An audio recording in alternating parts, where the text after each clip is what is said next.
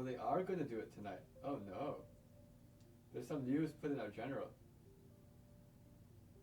What are you typing? Yeah. Sorry. I just had There's going to be a stay-at-home order tonight. Oh, actually? Actually, it's in the news. It's in our general channel. No way. I have to read that. I have to be like, what? I do think we're essential.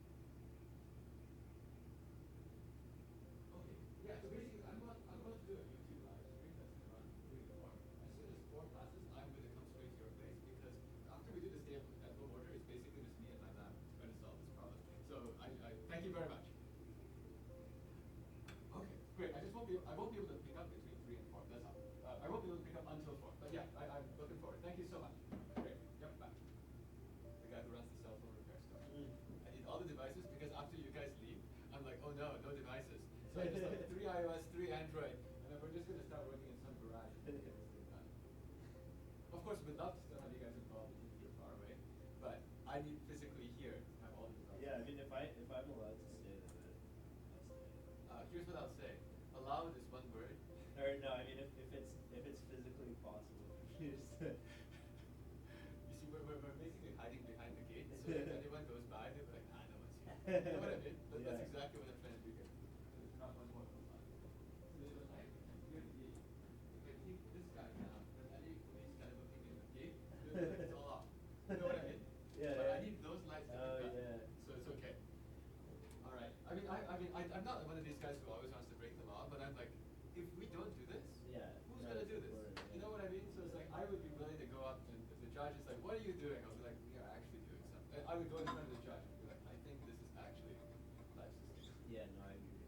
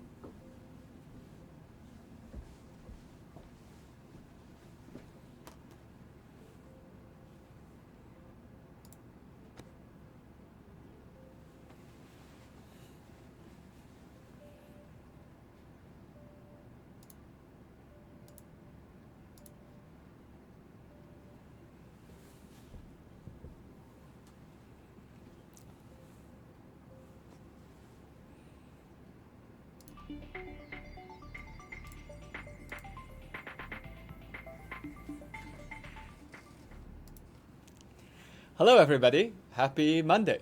It's an interesting second week to our entire season here of the daily live streams that we're doing with the daily challenge with Po-Shen Loh. I am looking forward to talking to, hopefully, a different group of people as we keep going through this different week. Right here, what I'm doing is I'm actually going to look at my console. So whenever I look over to this direction, this is how I can go and see what kinds of comments and what kind of questions people have been putting into the live stream. But I see that we already have close to 100 people in here already as we start this particular week. It's March 23rd, and I will say that just 23 days ago, I would never have imagined that we would be doing this kind of a thing every single day. Actually, news that's from even where I'm living. I live in Pittsburgh, Pennsylvania. It turns out that looks like tonight we're going to have to be staying at home. So don't worry, the live stream is still going to happen. But my understanding is that there are a lot of people all around the country and around the world who are staying at home. Well, what better thing to do at home than to maybe think a little bit about math and maybe talk about the kinds of questions that you might have always been curious about. The goal of this live stream is not to replace what your teacher is doing. If you have a teacher teaching classes, please watch those. And don't ask me to explain something that your teacher can, because I think your teacher can already do a good job of that. Instead, what I'm looking for here is a way to talk about math, talk about some stories, talk about things that might involve multiple different ideas in math at the same time. I want to show you things that you won't find in textbooks, and the only way to do that is to get some interesting questions coming from the crowd. We'll take questions, and then what I'm going to do is I'm going to improvise some kind of a mini lesson based on what idea I get when I see the question. As usual, I'm first going to ask, what level of math are you guys taking right now? What are you studying in school, or what were you studying in school? If you could please put it into the chat, then I can see, what kind of level I should run today's live stream at. I see calculus, I see pre-calculus, 7th grade and 3rd grade. 6th grade math, 9th grade trigonometric inequalities, algebra 1, math 1. That's a very interesting class you're taking. Okay, I get it. So we have a lot of people here who are actually around the algebra 1 level, maybe more. We also have some pre-calculus and so on. I even saw someone was in Math 1. Let me tell you about Math 1. Math 1 is actually the first class you take at Caltech. It's the university that I went to. They called it Math 1, but what that one class taught you was like why calculus worked. So it's funny, when someone says Math 1, the thing that immediately pops into my head is something called epsilons and deltas and proving that limits exist. But I'm pretty sure maybe that's not what you meant. It's okay. Let's keep going. So now that I see where we are, let's go and start talking about, different kinds of questions that might be here. I'm looking at this thing to see if you have any particular questions that you want to ask. Please put them into the chat. I will say, because we unfortunately are staying at home, I don't have as many people who are helping. Okay. I think I see something already here. Somebody asked me, when do you use complex numbers in the real world? How could I go and try to explain that for you? I think that's a pretty interesting question, Skylar. So what I'm going to do is I'm going to go and, talk a tiny, tiny, tiny bit about a complex number and like why you might use that for anything. And the reason that comes up is when you think about something called a quadratic equation. So quadratic equation, those are when you're trying to solve equations like x squared plus 1 equals to 0. But then you might ask, does this have any solutions? The solutions to this, unfortunately, there aren't really any. Because if you look at x squared is always bigger equal to 0. We write bigger equal to 0. What that means is the x squared itself is always some number that's 0 or positive. So if you go and add 1, there's no way it can be 0.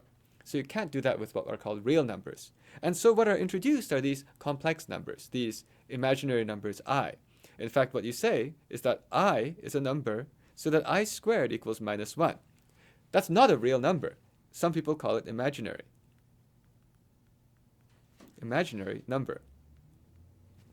Now, if I squared equals minus 1, I would work up there. Because if I take I squared, I get minus 1 plus 1 is 0. It's all good. But what else works up there is also minus I. Because if I look at what happens when I take minus I, take minus I multiplied by itself, minus I multiplied by minus I, then I get minus I times minus I is minus times minus is plus of I times I, which is equal to -1. Okay, so we now found out that we can use this to go and solve equations. But why would we care about that in the real world? Why would we ever need to have these kinds of imaginary numbers? I think that one of the most useful places that imaginary numbers come in the real world is it's related to something called, I'm trying to think if this gets too complicated. Yeah, you can see I'm thinking because I'm looking at who's following this particular chat. So I have a bunch of different things I can tell you. Here's what I'll say just in a word, and I won't go deep into it. I'll say in the subject called trigonometry with sines and cosines, there is something that I comes into, and I'll say this only for 30 seconds. Anyone who's following this, you'll get it. And otherwise, we'll go back to something that you only need algebra for. If you write e to the power I times theta, that's equal to cosine theta plus I times the sine of theta. And because of that, you can actually use I to get trigonometric functions.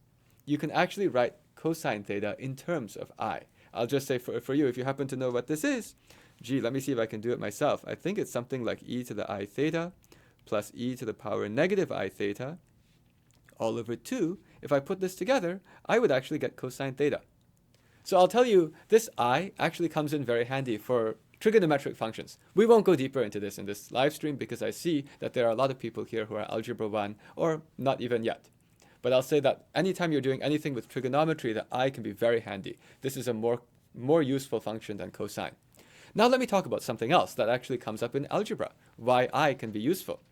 The reason I can be useful is because you might go and notice that if I write an equation like x squared minus 17x plus 72, plus 72 equals to 0.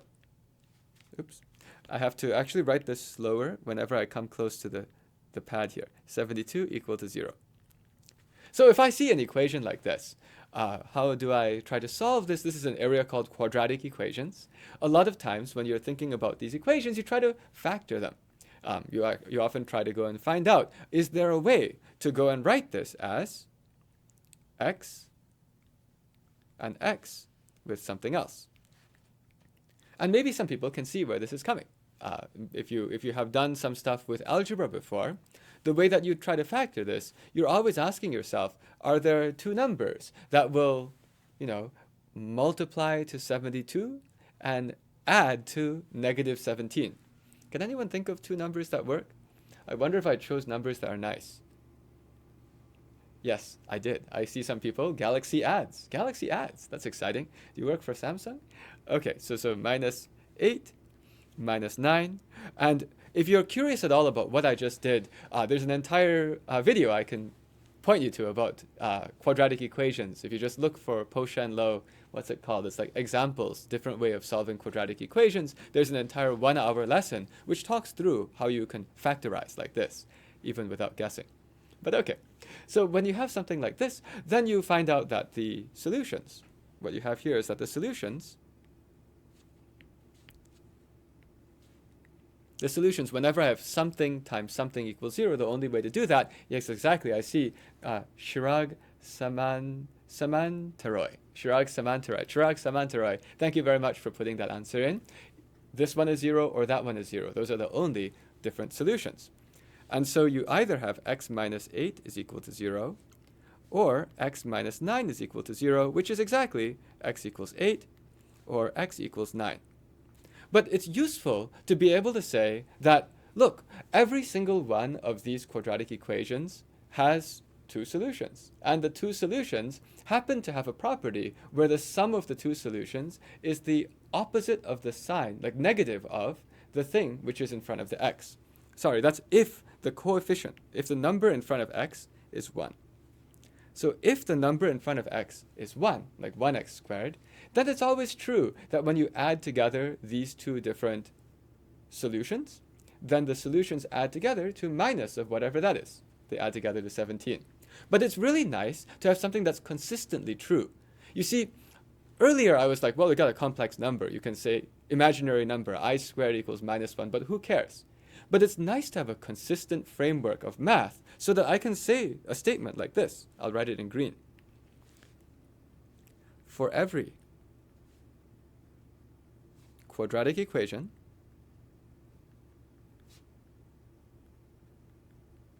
which looks like x squared, let's call it plus bx plus c equals to 0, it has two solutions that add to negative b.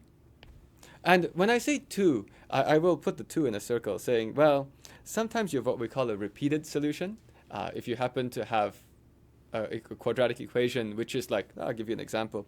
If you have a quadratic equation which is like x squared minus 9 equals to 0, can anyone tell me what the...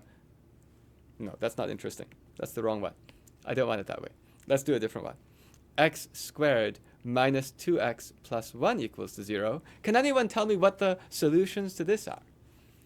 Are there two solutions? I see somebody, Chirag Saman Taroy, has said discriminant of 0. That is true. And indeed, Skylar, you answered the 3 and minus 3, which shows that that was not a good example. But right here, yes, right here we have basically 1. Because if you try to write this as a factorization, you get minus 1 times minus 1, and you get x equals to 1, or x equals to 1. So it's what we call a repeated root. But it's nice to be able to say a statement like this. And that just gives us more that we can do with mathematics. And the reason why it's nice to have imaginary numbers is because a statement like this is true even when b and c themselves are not imaginary. You know, I could write down another equation. Let's write down another equation. Another equation is x squared minus 2x plus 7 equals to 0. What are the solutions to this? Well, now if I'm trying to do the same thing that I did before, I'm trying to figure out, what is the... Ooh, that's interesting. Okay, I see another question. I see all these questions coming in. We'll get to another one soon to go and talk about other things in math. But so if I wanted to try to solve this, what happens here? Impossible, right? So if I actually want to do this with real numbers, it's impossible. But it turns out it is possible to do it if I allow complex numbers. And I know that not everyone has seen that video where I showed a different way to do this. I'll just do that here. So if I wanted to try to go and factorize it, meaning if I wanted to try to make this happen, I like negative signs. It makes it easier to read off the solutions. Let's just do this real quick. I need to put some things in these purple boxes. And what do I need? Well, here's what I'll say. If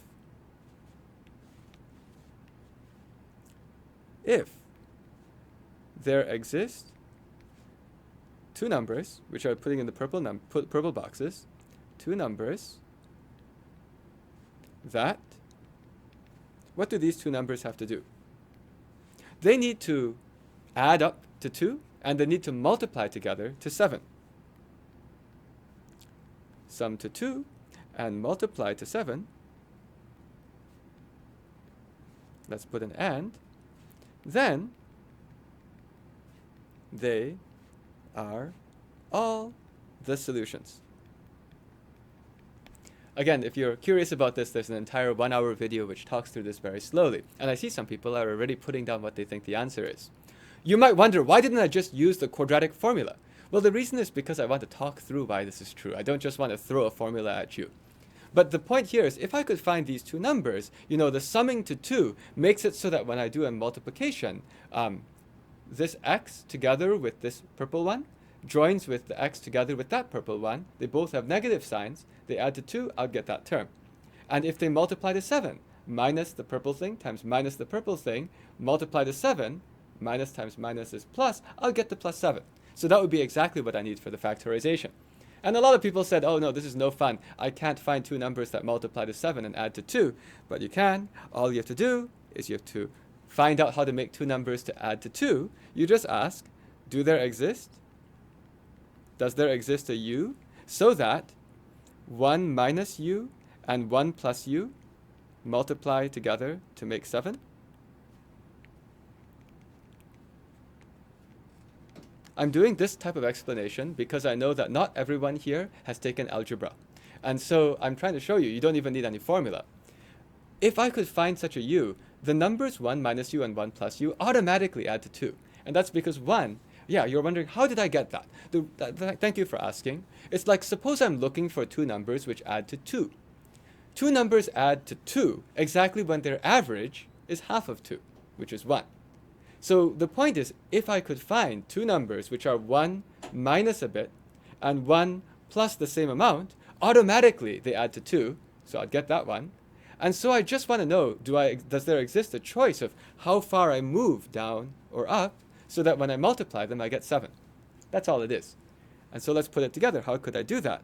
Well, I could do that by, if I go and multiply these, 1 times 1 is 1.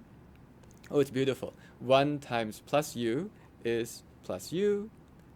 Minus u times 1 is minus u. And minus u times plus u is minus u squared. Is this possible? Can anyone make 1 minus... Oh, that cancels. 1 minus u squared equals to 7. What should I use for u squared? 1 minus what would be 7? 1 minus negative 6. So if I have a u which squares to negative 6, then, I have 1 minus negative 6, which is 7. And I get this, and I get all the way through. And I can do that. The way you do that is by using the square root of minus 6. Okay. And the way we usually write that is we actually write that as square root of 6, I. Some people write the I in front of the root 6. Some people write it behind the root 6, but it's the same thing. Okay? This is a choice. I could also have used minus here, but the plus is enough. If I just use this, now I can find out the two solutions. Because I have two numbers now, 1 minus root 6i and 1 plus root 6i. Those are two numbers that multiply to 7 and also add to 2, because it's 1 minus something and 1 plus the same amount.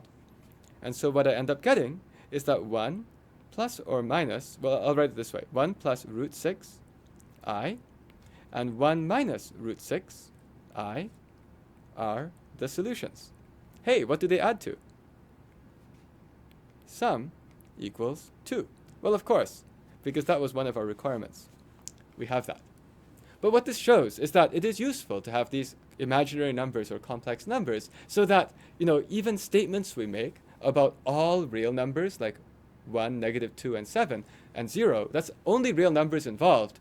I can have another conclusion which still has only real numbers involved, called add the solutions, they'll add up to minus of minus 2, which they do.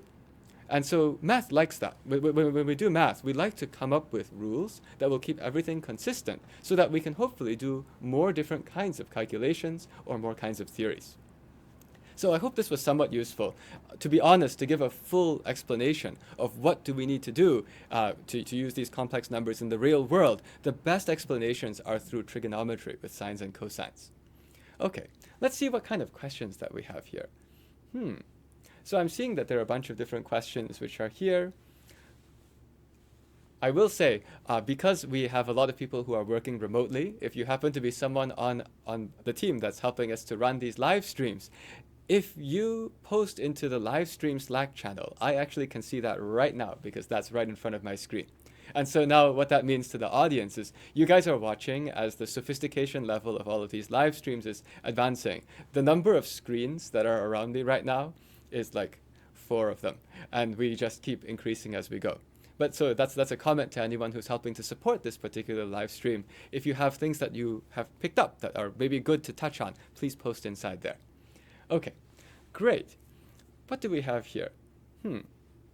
I'm looking at all of these different questions which are coming in, and I'm seeing a lot of things which are quite sophisticated. But I'll hit learning math with Miguel. What is 0 to the power 0? Let's hit that one, okay? So, and the reason I'm not answering necessarily some of the other ones which are more sophisticated is I want to make sure that, of the 156 people we have right now, as many can understand as possible. What's 0 to the power 0? Oh, come on. Haven't you learned this before? When you take 0 to the power anything, it's 0. Of course. Because, look, 0 to the power 5, what's that? It's 0 times 0 times 0 times 0 times 0. That's 0. And I could even go and say, this also works when I take fractional powers. What's 0 to the 1/2? Well, 0 to the 1/2, I don't know what that is, but if I take 0 to the 1/2 times 0 to the 1/2, that's supposed to be 0 to the power. What do you do when you have these powers multiplied together? Well, you add them. But why? Why do you add them? You add them because it's like you're multiplying together half many zeros, multiplied by another half many zeros. How many zeros altogether have you multiplied together? Well, half plus half, which is 1. That's 0. So whatever 0 to the half is, if I multiply it by itself, it's 0. That's, by the way, why 0 to the half is the square root of 0, because it's like taking it, multiplying it by itself to get something. But that's 0. So 0 to the 1/2 equals 0. So it looks like the answer is just obviously 0. Oh, wait. There's a little bit of a problem, because there's something else that I think everyone has learned, which is that, don't we all know, if you take anything to the power 0, like 5 to the power 0, what's that? Oh, if you haven't seen this before, let me explain to you why mathematicians think that the right thing to call this is 1. The reason is because we just saw something that's nice to do with exponents when I take things to the power something. It would be, all right, since you want the multiplication with exponents to be consistent. Let me explain. I would want that 5 to the power 0 times 5 to the power, let's say 2. I want a consistent way that I can keep doing this kind of calculation. I would want it to be 5 to the power 0 plus 2, which is 5 to the power 2. By the way, what's 5 to the power 2? 5 to the power 2 is 25. And whatever 5 to the 0 is, I would like that 5 to the 0 times 25 is equal to 25. So I would want that 5 to the power 0 is equal to 1. I'm just showing you how we would want this to be true in order for the math to be consistent. I'm not proving anything. I'm just trying to show that this would be very useful to make math consistent. So 5 to the 0 is 1. And in fact, that's true of anything to the 0. So in that case, what's my answer? Is it 0 or 1? Actually, there's something even worse. There's something even worse. What happens if I take 0 to the minus 1? Does anyone know what happens when I take a negative exponent? You see, I also wanted, it is undefined. Actually, it is undefined. That's the right way to say it. It is undefined. And so the situation is, why is it undefined? The reason it's undefined is because what would I actually want? Again, for the laws of exponents to be consistent, in general, if I have something like, let's choose another nicer number, if I have 2 to the minus 1 times 2 to the 1, I would want it to be 2 to the negative 1 plus 1, which is 2 to the 0, which we just saw was 1. Oh, it looks like my drawing has almost run into my head, so I'll kind of get out of the way over here. So I'll need that whatever this 2 to the minus 1 is, it multiplies by 2 to get 1. I guess I can sort of still stay out of the way. Equals 1. And so that means that 2 to the minus 1, I would like to be, let's write it here, 1/2. And this also shows, this reviews why if I take a negative exponent, that's why you flip it and you put the 2 in the denominator. Okay, so 0 to the minus 1 is just 1 over 0. Uh-oh, that's also undefined. But not only is it undefined, it's like very bad in the sense that if I take 1 divided by a number which is very close to 0, do you know what you get?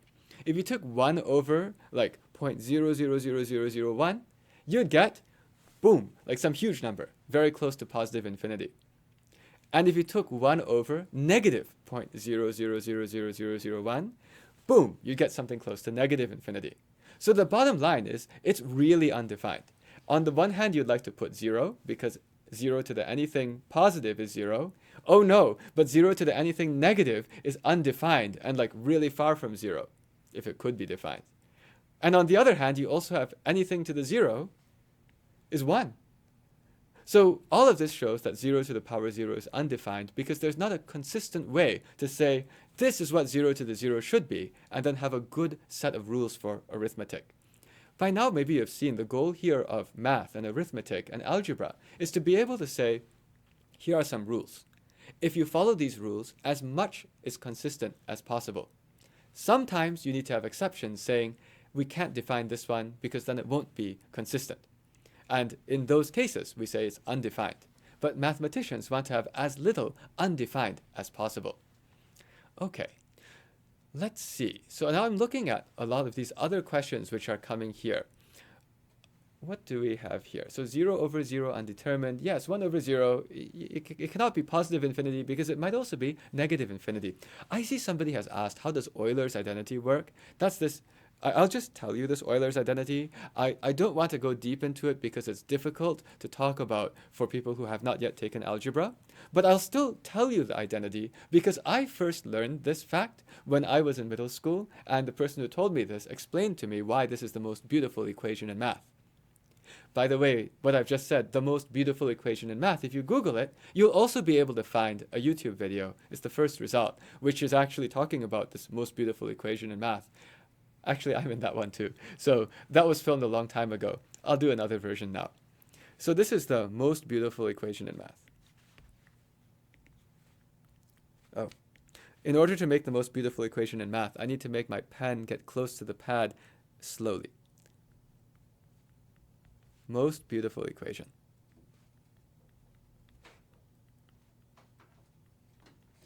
And this is related to what I had just said to Skylar's question of how do you ever see I appear in real life?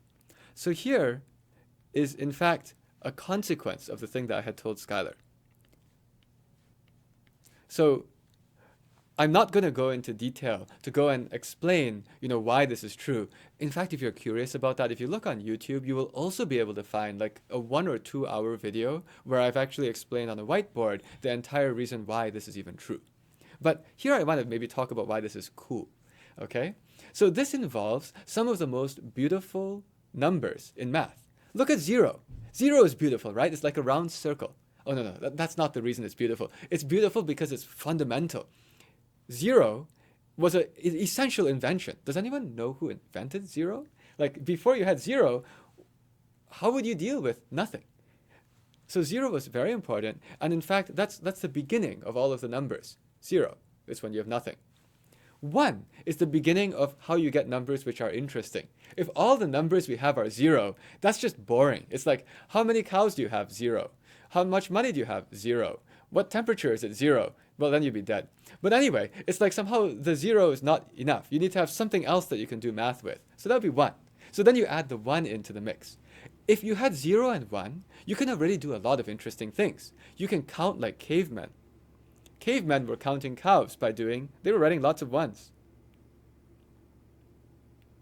Okay, maybe that last one doesn't quite look like a 1, but I'm just sort of indicating that somehow 1 is the beginning of numbers. Actually, in some languages, the way that they write numbers is even for the first 3 numbers is by drawing certain numbers of 1s together. Okay, but so 1 is useful for starting to count things up. If you have just 0 and 1, you can start building up all of the numbers that you could count to. You could even start building up the negative numbers. Like, it's like the exact opposite. It's like, I owe somebody else 4 cows. Okay. I could even start to build up numbers like 3/4. It's like if I had 3 cows and 4 people, how do you share them? I guess it's kind of hard. But anyway, so that's 3/4. But I'm showing that 0 and 1 are essential. The I we already saw. The I is essential because that's how you start to even think about how to solve equations, which happen to have all these normal real numbers inside them, but somehow the solutions are not real. And I is the most basic number you could use to move towards that direction. Pi. Pi is also important because circles. Circles are the most basic geometric thing that you could have. Somebody said you're late. What's the question? The question was, what's the most beautiful equation in math? It's right here. And I'm just explaining to you why it's the most beautiful equation. It's because the pi is the most basic shape, circle. You might want to know the relationship between the circumference of the circle and the diameter of the circle. Or you might want to know the relationship between the area of the circle and the diameter of the circle. And with both of those, you both involve pi. And E, what's E good for? Well, E is good for confusing lots of students who are wondering why there's this number on their calculator. That's what I thought when I was in middle school. I was like, what kind of person would use E? When I was in high school, I was also like, why do we care about E? We have a normal log already, the LOG button on the calculator that does log base 10, if you know what I'm talking about. If you don't worry, you'll learn soon. And then there's this weird E. What good is the E? Well, the E turns out to come up very often in math or in the real world. I'll tell you one example. You know, like, have you ever seen like a box of chocolates before where there's like all of the chocolates are different and there's even some map on the top of the box that says the chocolate that's over here is the one with the caramel in the middle, this one over here is the cherry, you know, like all of these things? Well, it could be really annoying if somebody just dropped the whole box of chocolates. Oh no, and then what are you going to do? Put all the chocolates back in, I guess. But if you put them all back in, if you took all the chocolates and they all fell out and you put them all back in, and you go and ask, gee, what's the probability? What's the probability that everything is wrong? You know what I mean? Like everything wrong means every single chocolate is in the wrong place. Everyone is in the wrong place. Turns out that probability is 1 over E. And so this E, you can make E happen. Just go and grab a box of chocolates and just drop it. Please do not try this at home. Okay, but so that's E. And E also appears in other things in mathematics. In that long video where I talk to high school students about it, you're welcome to see. I'll say a lot more very natural things about E. But there we have it. These are some of the most natural, most important numbers in mathematics, and somehow they all combine. Now, this is a miracle. The reason this is a miracle is because someone was asking who would ever use I. It's not even a real number. Pi. We have pie eating contests. Oh, sorry, different kind of contests. We have pie reciting contests. And those pie reciting contests are because nobody knows all the digits of pi. It's just like very, very disorganized. It doesn't follow any repeating pattern. And E, well, E is this other ridiculous number. If you wrote it down, it would just also keep going and have no repeating pattern, just like pi. But somehow, if you combine all of them together, it makes a number that's an integer, a whole number, this e to the pi times I, even though all three of them are crazy numbers, you put them together and it's like, it's nice. It's just -1. Who would have thought that they kind of cancel each other out? I see somebody actually put down, it looks like Benjamin Tang knows a whole lot of digits of pi. I can see this because it's in the moderator queue. Oh, why not? I'll show it for you. Show. Don't run away. Okay. Well, I see a bunch of different people have it. Basically, as I click on the show, it looks like you guys are typing so fast that unfortunately I can't show. But yeah, so a bunch of people know this, like this pi piece. But now, you know, that's why this is the most beautiful equation in math. It's like somehow these numbers, which should be nonsensical, combine nicely. And maybe I'll close with a punchline. The punchline is that close with a joke. The joke is that, I don't know if anyone has seen a t-shirt before, where the t-shirt has a pi, and it has an I, and they're kind of talking to each other. Pi says, get real.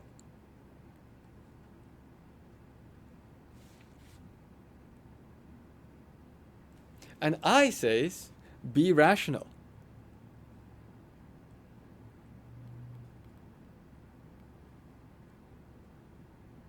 Has anyone seen this shirt before? Oh, it's on your math club hoodie, says Time WW Brody. Okay, yes. So this has been around on math t-shirts ever since I was in school. Like when I was in high school, we'd go to math contests and you'd see people with these shirts walking around and you look at them and you're like, this is hilarious. Because, you know, like pi is saying get real. That's because I is not a real number. It's imaginary. I is saying be rational as a clapback or as a insult back to the pi. Because come on, they're both messed up. So it's like the pot calling the kettle black or something, right? But you see, even though this joke had been around for, oh gosh, like 30 years or so, it seems like nobody had figured out the punchline before I noticed something. I was just like, you know, you can make a better joke. You should take that math club hoodie and add something else. Put an E here and make E say, join me, and we'll be 1. Now this is the ultimate punchline on the shirt. If you walk around these these places where people are wearing the pi and the I thing, and you come around with the E thing, That is the punchline that should have finished the joke. But for whatever reason, people didn't notice that. You know, the joke, of course, says if you just put them all together in this way, this is e to the power of pi times I, and that is -1. Yes, Shireen Zhang says, ha ha ha ha, yes, curious mind apparently is blown. Hopefully you are still there, curious mind, because mind is part of your name. But in any case, like this is the shirt that one should actually make. I should even say, we made a whole bunch of shirts like this when we came up with it. The reason that we came up with this, by the way, is because some of you know that I do this daily challenge. I mean, I do this live stream every day. Some of you also know that I run these online math courses, the daily challenge with Po-Shen Loh. What you may or may not know is that all of the work that I do is inside a social enterprise which I run. And that social enterprise, the name of the social enterprise is called XP. So XP is something that I started about 6 years ago to try to make the world a better place.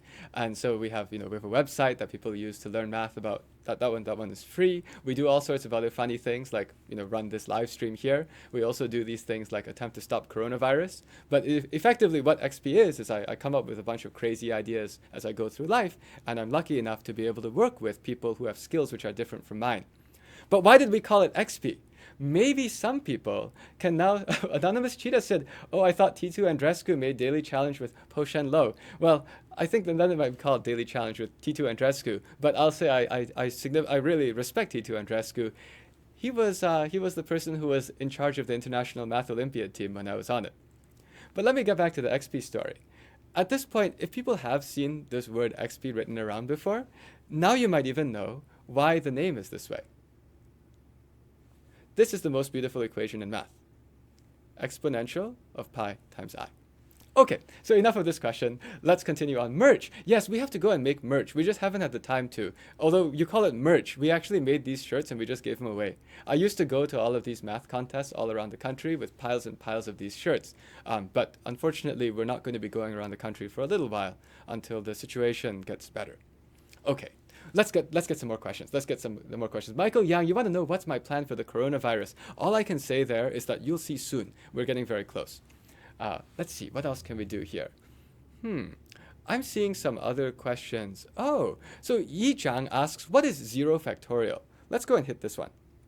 Just because it will be relatively easy for us to answer based on the fact that we've already talked a lot about powers and about consistency.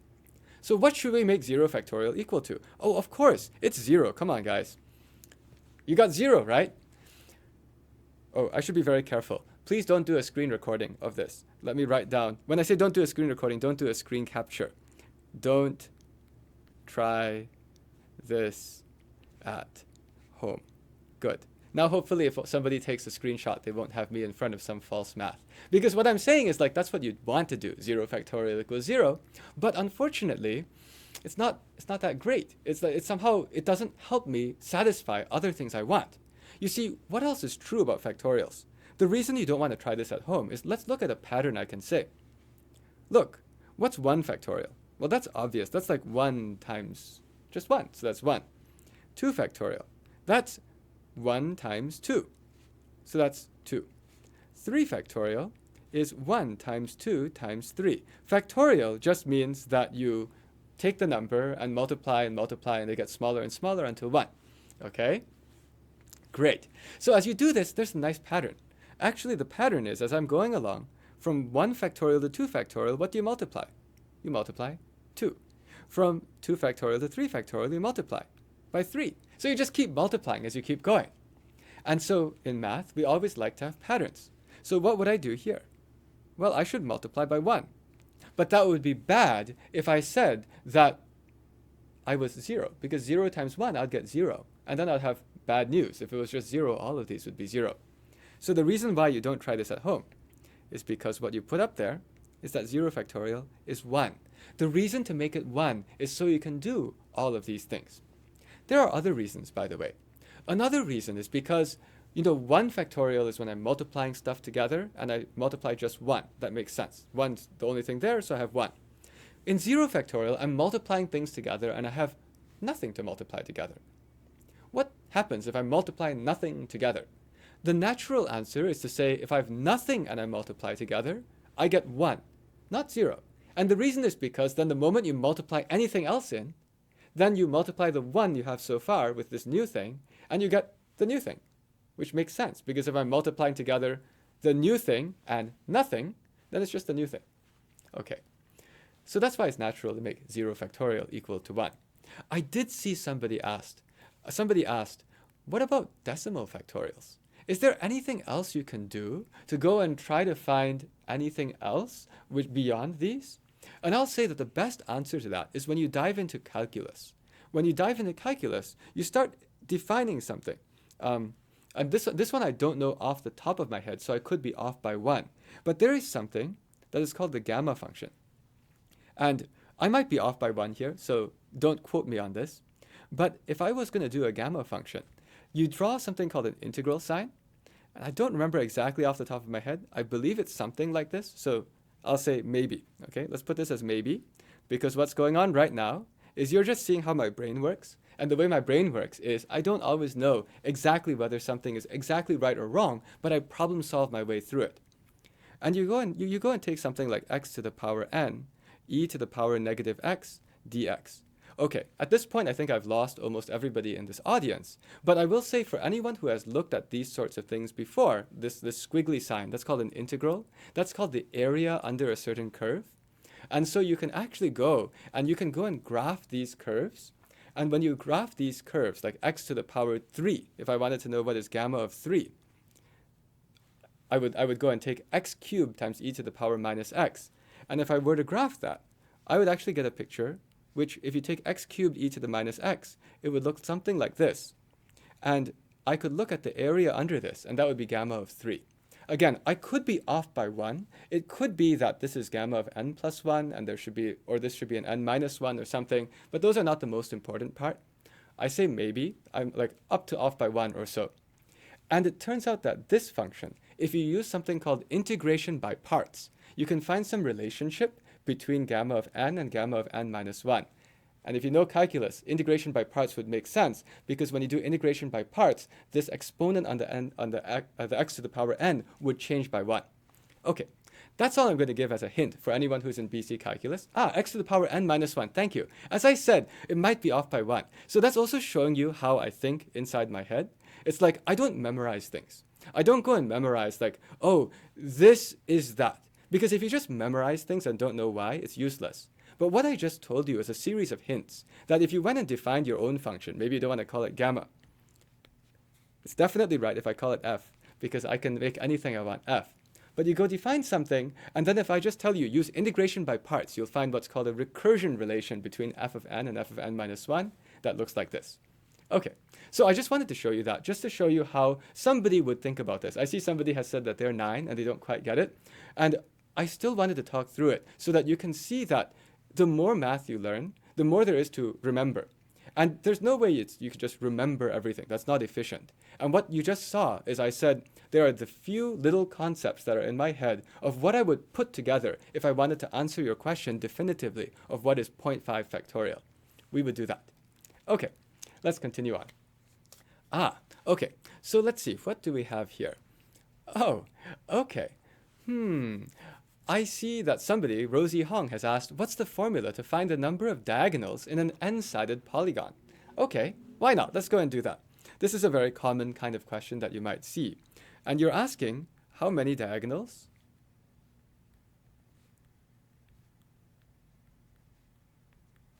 Let's say an n-sided. I'll use capital N. N-sided polygon. So let me maybe talk through how you can do this relatively quickly. And I will say it kind of hurts my heart a little bit to just tell you the quick way, because I like to walk through everything and maybe see how you think of it naturally.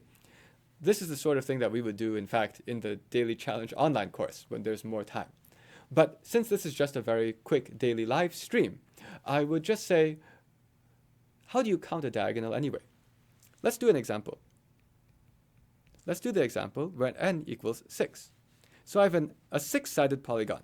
I didn't want to do n equals 7 because I can't draw you a 7-sided polygon, although I could draw you an 8-sided polygon. No more than that though. Unless you ask me to draw you like a 50 million-sided polygon, That I know how to draw. It just looks like this. Okay, anyway, jokes aside, let's keep going. How would we go and figure out how many diagonals are here? What's a diagonal? A diagonal is something like this. It doesn't even have to be really diagonal. Like this one is like straight up and down, but it's still called a diagonal because it's like cutting across the grass if this was some kind of a hexagonal shaped patch of grass. Oh, look, how many diagonals come out of every corner? Technically, they're called vertices, but I can call them corners. How many diagonals come out of every corner, if any?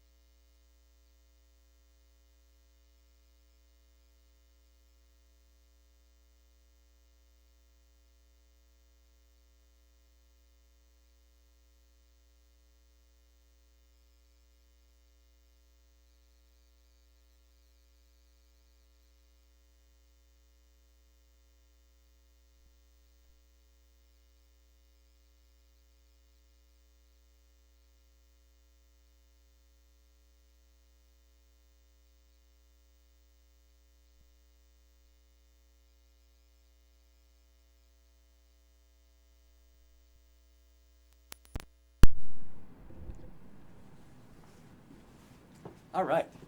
Are we back? Is the sound back? Please let me know. So if we have sound back, please let us know. Good now, yes. I will say, you maybe have noticed by now on my website the number of live streams that I'm running. And so given the number of live streams that are running, unfortunately, sometimes the batteries run out. It's also unfortunate that on the recording device, the meter that says how much battery is left is not exactly right. But anyway, that's how things are. And I'm also kind of talking you through all of this because, number one, this is supposed to be like an informal chat about math. We're just having some fun. But number two, I think I'm trying to show you about problem solving and about another thing, which is that it's useful to kind of figure out how to put together a lot of technical things. The technical stuff inside this entire studio is indeed somewhat sophisticated. And the tip I'm giving you is if at any point in your life you decide that you want to do something technical, the best thing is to yourself understand how to do each piece of it. I'm one of these people who loves to understand all the way to the bottom how everything works. And so if I'm going to do a live stream like this, I want to know how each piece works. Then you can fix it. This is one reason why I believe like 100 years ago, pilots, people who flew airplanes, they weren't just supposed to be good at flying the airplanes. Apparently, pilots 100 years ago also even had to know engineering because if their plane broke down as they were flying around, they needed to know like what to fix. So that's sort of what you're looking at here, just in the context of a live stream. Okay, so let's keep going. Right, let's keep going. So, okay, the answer is 3 times 6, right? Because there are 3 diagonals out of each corner. No, I saw a lot of people say the answer was 9. And so, why is it 9? Why is it not 18? Well, the reason is because, you look, this diagonal, if I'm counting it this way, I'm actually also counting it when I go from here. Uh-oh, I'm double counting it. Look, there will be 3 more coming from here. And this particular diagonal gets counted once by the blue and once by the green. And so I need to divide by 2. Once you see that the answer is 9. And now you probably can see what the answer is in terms of n. 3. What was 3? 3 was n over 2, right? Well, no. It's important to try to understand why each number comes about. It's not n over 2. It's actually n minus 3. You see, because I'm going to make a diagonal go to every corner except 1, 2, 3. I'll skip 3 corners. The one I'm at, the one next to me, and the one after me. So in that case, the correct formula would be n minus 3 times n, that 6 there is that I do it for every one of the corners, and then divide by 2. And that is the formula for how many diagonals are in an n-sided polygon. Okay, let's see. We still have some time. Let's go and see if we can get some more questions which are here.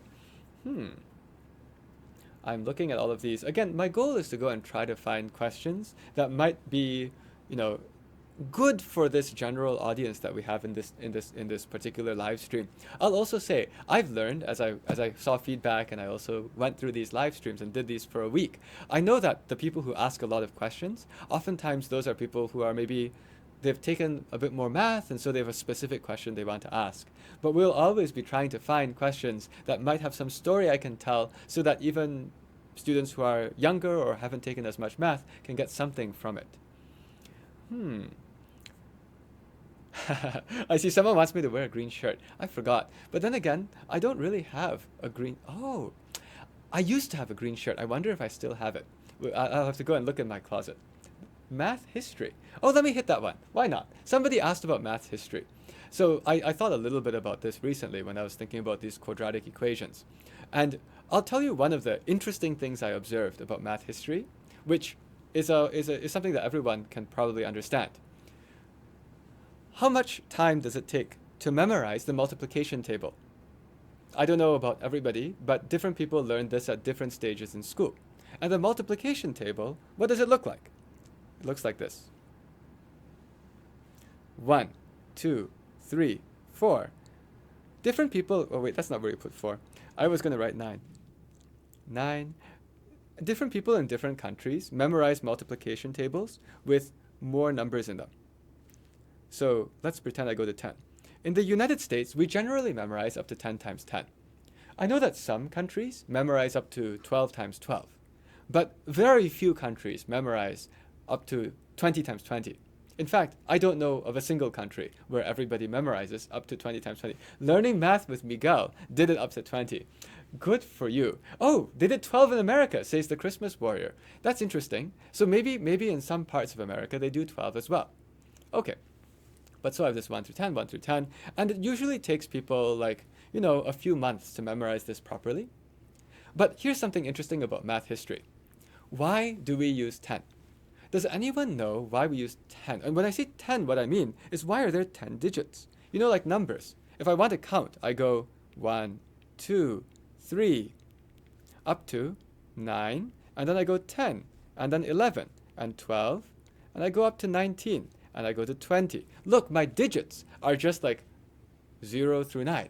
Does anyone know? Yes, I see. Elizabeth Xiao, Athena Wu said we have 10 fingers.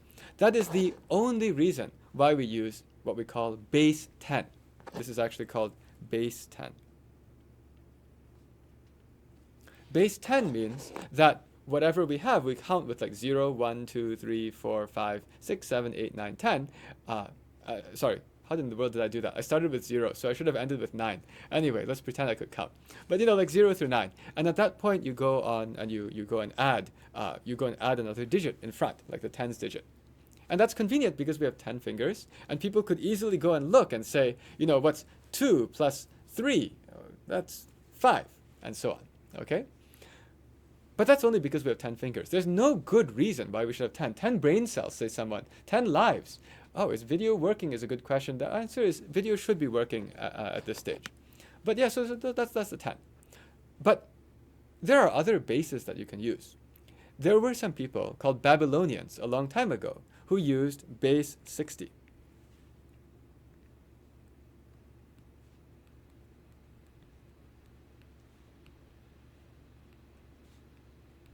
Base 60 means that when they wrote their numbers, if you had a number which was between 0 and 59, you would write it down as a blob, and it would be something. That would be the entire number. And once you got like 61, you'd put the blob for the 1, meaning you have a whole 60, and you put another blob that means 1. That would be 60 plus 1. So the idea of base 60 is you'd imagine that you write your digits, but each digit doesn't run from 0 to 9. Each digit, there are like 60 different symbols that you could write there, ranging from 0 to 59. But they wouldn't write 59. They would just write like blam, some digit, some symbol. Okay, base 60. And somebody said, yes, this happens to be related to time also. And I'll say that probably the reason that people were thinking about base 60 is because it's very convenient. You know, when you have time and someone tells you, could you please wait for a quarter of an hour? Well, what's that? That's 15 minutes. That's a whole number. That's very convenient. Or I could say, hey, could you please wait for a tenth of a minute? Oh, that's 6 seconds. It's just very nice for dividing. You could even divide it by 2. What's half an hour? 30 minutes. What's a third of an hour? 20 minutes. So 60 is really, really convenient. It has nothing to do with outer space aliens who had 60 fingers. It's not even like humans with saying like, oh, if you count fingers and toes, you get 60. That doesn't work either. You only get 40. If you want to get 60, you need to do like, I don't know, get another person behind you to contribute their fingers. Or get 3 people together and just use fingers. Anyway, I'm just saying that somehow 60, that's not because of any human biology. Probably it was just because it was very convenient for people to be able to divide. But wait, here's something that's not convenient. What's the multiplication table like? Well, the multiplication table looks like this. 1, 2, 3. And over here, you have some funny blob. That blob means 59. And here's another blob, it means 60. 1, 2, 3, 59, and 60. Oh no. This is kind of hard to memorize. In fact, this has a lot of stuff in it. You know, like when you try to memorize the normal multiplication table, that already takes a few months. How many different things are in here? When I say different, what I mean by different is that half of them are obviously the same. Somehow, apart from the the diagonal ones. That diagonal doesn't look too straight. Let me try it again. Apart from these diagonal ones, now that looks sort of straight, sort of. Apart from these diagonal ones, the bottom ones and the top ones are the same. You know, like 6 times 7 is 7 times 6. And yes, people are saying it's about 1800. And somebody did say, yes, would it not be 0 to 59? You are right. It's probably better to do 0 through 59. But I think that somehow people in school don't usually do 0 to 9. But you're right. And since you said that, I'm going to adjust that. Because that is, in fact, the better way to do it. Okay? So we'll do from 0 to 59. And 0 to 59. And people calculated about half of the numbers need to be memorized. About half of 60 times 60 numbers. So that's about 60 times 60 over 2, that's actually 1800. So you'd have to memorize about 2,000 things. Who can do that? Nobody. I mean, it's just like, no, it's not fun. Nobody can actually hold all of that in their head. So this is quite interesting. Babylonians, as they were doing arithmetic, it was not convenient for them to memorize the multiplication table. So maybe I'll tell you one interesting thing that they did. If Babylonians had to multiply together the numbers 19 and 21, they don't have that memorized. But can anyone tell me a fun trick you can do? If I want to do 19 times 21, even as like normal modern people, you don't have to just do it the old-fashioned way. Somebody already put 1740. I think they were probably answering something else. Somebody memorized 22,500 digits of pi. Good for them. But when you have this, yes, I saw somebody write, Tiger Lee has 20 squared minus 1. And that's because what you did is you said that 19 is 20 minus 1. 21 is 20 plus 1.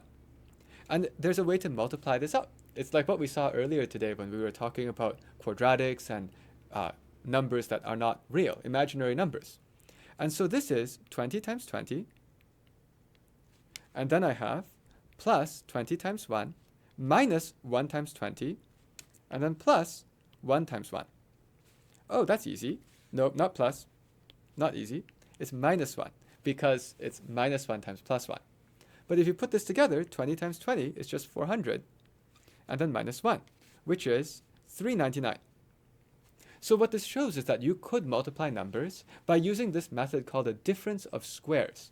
Really what happened here is we actually used, it was 20 squared minus 1 squared. And so the Babylonians, if they had numbers to multiply together, they actually had tables of squares, and they could subtract squares to make products.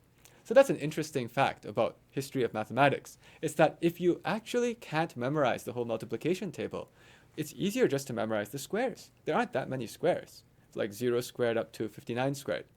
You might ask, what about 19 times 22? Then you need to remember also squares of half integers. But they had that too. Maybe I'll leave you with one punchline of all of this. It was that, a few years ago I proposed, why don't we just go and convert everyone in the entire world to not use this base 10 and not use this base 60. Let's all switch to base 2. That would be the way to go. Because if we all switch to base 2, now multiplication and addition tables are really short. Watch. If I use base 2, what does my addition table look like? 0, 1, 0, 1. If I add, it's just 0, 1, 1, and then base 2 is 1, 0. Bam! I have just finished like second grade math. Done. All done. We don't have to memorize any more addition. How about multiplication table? Oh, that was addition. Multiplication table. 0, 1, 0, 1. If you're in base 2, that's 0, 0, 0, 1. Bam! That's fourth grade. We have just cut off years from schooling. There's no need to memorize anything. These are so simple. And then you can go right away and start learning about fractions and so on. So this was a fun observation. Of course, I think humans will take too long to make this change. But I will say that if any day you went and found outer space aliens, could be that they already converted. Or if we ever figure out how to talk to dolphins. Dolphins are probably just using base 2 all the time. They only have 2 flippers. And so if you want to talk to dolphins, just use base 2. I think that finishes our daily live stream for today. Thank you to everyone for asking all of these questions. We'll come back again as we keep going in the following days. And the decision is always based on, are people enjoying this? Are we getting new people? And so if you like this, please do help to share it to new people, because that's how we ultimately decide whether or not we'll be able to keep doing this throughout. Until tomorrow, I wish you all the best and good luck in the time that we live in these days.